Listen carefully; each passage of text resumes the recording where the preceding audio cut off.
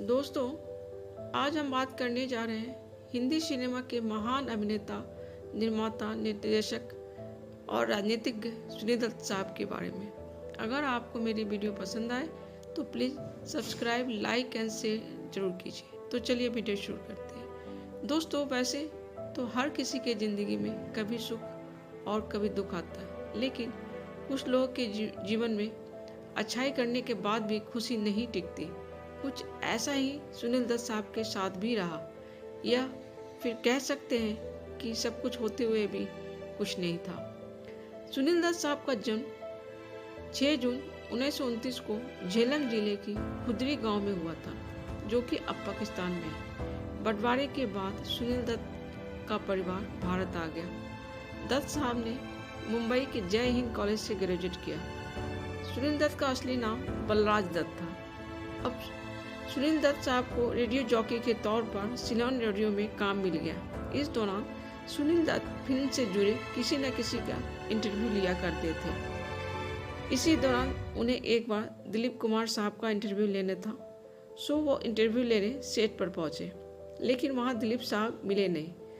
हाँ, वहां उनकी मुलाकात निर्देशक रमेश सहगल से जरूर हो गई। रमेश सहगल ने उनका स्क्रीन टेस्ट भी ले लिया। स्क्रीन टेस्ट देकर दत्त साहब कॉलेज आ गए।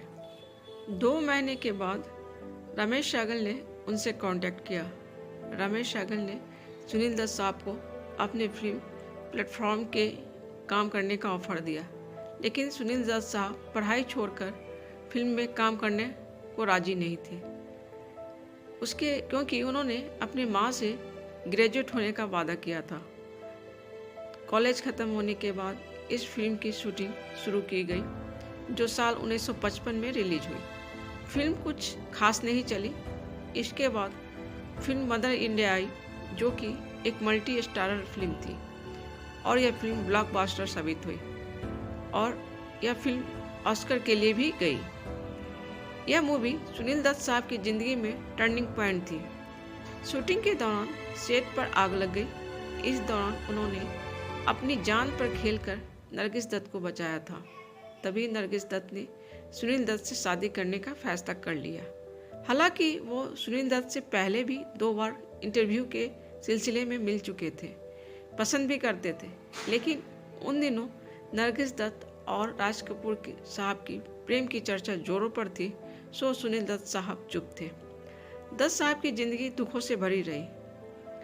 पहले कई साल नरगिस दत्त के कैंसर की बीमारी से परेशान रहे, फिर बेटा संजय दत्त के नशे की आदत से, या फिर कह सकते हैं कि बाकी की जिंदगी बेटे संजय दत्त को सुधारने में लगा दी। हालांकि सुनील दत्त साहब एक अच्छे राजनीतिक भी थे।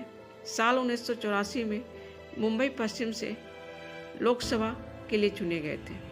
सुनील दत्त साहब 5 बार लोकसभा के सदस्य रहे और 2004 से लेकर 2005 तक खेल मंत्री भी रहे।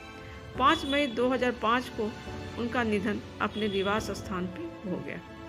दोस्तों, उनकी जीवन यात्रा को देखकर यही कह सकते हैं कि सब कुछ होते हुए भी खुशी और सुख नहीं थी। दोस्तों, फिर आपसे अगले वीडियो में मिलते हैं। तब तक के लिए अपना ख्याल रखिए। Good bye.